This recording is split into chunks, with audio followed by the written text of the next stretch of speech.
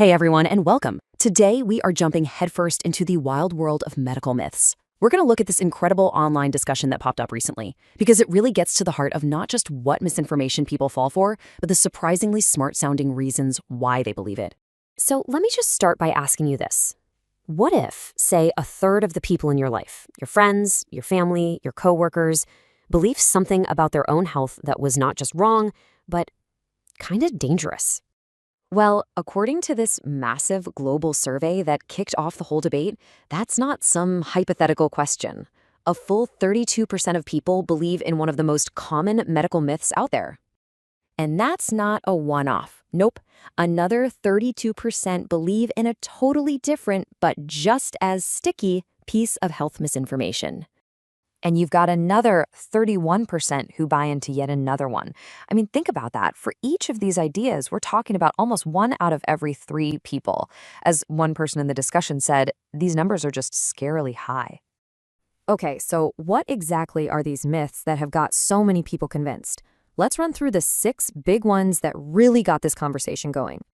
First on the list, the idea that protein from animals is just flat out healthier than protein from plants. A whopping 32% of people surveyed are on board with this one. Next step, and also clocking in at 32%, is the belief that the fluoride added to our drinking water is either bad for us or doesn't do any good. Man, this debate has been going on for decades. All right, at 31%, we get to one of the really big ones, the claim that the risks of childhood vaccines are greater than their benefits. This one, of course, has massive consequences for public health. Then you have this one. Raw milk is healthier than pasteurized. 28% of people believe this.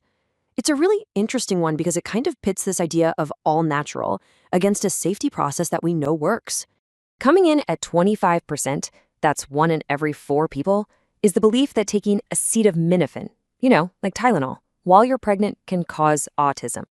And finally, also at 25%, we get into some serious conspiracy territory, the belief that vaccines are actually a tool for population control. So as you can see, this list covers everything from everyday nutrition debates to some really, really out there ideas. So yeah, that's the list. But looking at the numbers doesn't really tell you the whole story. To really get why these ideas stick, you have to look closer. So let's use that first myth about protein to see how these debates actually work. Okay, and this is where it gets really fascinating because the arguments sound so compelling. I mean, listen to this. One person argues that animal protein is healthier because it's, and I'm quoting here, more bioavailable, complete digestible. Now, these are real scientific terms. Bioavailable just means your body can absorb it more easily, and complete means it has all the essential amino acids your body needs. Using words like that, it just gives the argument so much weight. But then, almost right away, someone else jumps in with a totally different take. They point out that actual studies, the ones that look at real-world results like muscle growth, show no significant difference between the two. And just like that, you've got 2 people using science to argue the complete opposite thing. So here's the crucial part. Both sides feel like they have the facts. The animal protein side is focused on things like bioavailability. The plant protein side says, yeah, but look at the outcome. It doesn't actually matter for building muscle, as long as you eat enough. And this is exactly why so many of us get confused. And this comment, this one just nails it.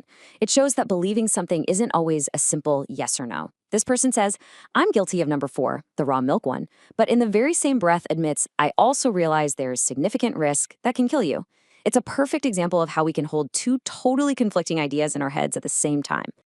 So you see, it's not just about conflicting information out there. It's about how our own brains try to sort through it all. And if you think, only certain people fall for this stuff, well, let me tell you about the strange case of a guy who won 2 Nobel Prizes. Meet Linus Pauling. And listen, to say he was a smart guy is a massive understatement.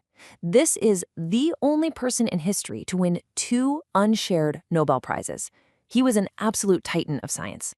And yet, as someone in the thread pointed out, late in his life, Pauling became utterly convinced that taking massive doses of vitamin C was the cure for, everything, from the common cold all the way to cancer. And he believed this despite the evidence that it doesn't work. If a mind like his can get locked into a myth, believe me, anyone's can. There's a name for this. It's a textbook example of confirmation bias. He was so sure he was right that he saw everything through that lens. He'd look for any little piece of information that supported his idea and ignore mountains of evidence that didn't. When he'd get a cold, he'd insist it was just allergies. He kept at it right up until he died from the very cancer he claimed vitamin C could prevent. So if even a Nobel laureate can get so easily led astray, what are the rest of us supposed to do to figure out what's true? Well, it turns out the online discussion itself actually gives us a pretty good playbook. The community's reaction was actually a fantastic guide. First thing they did, they questioned the source.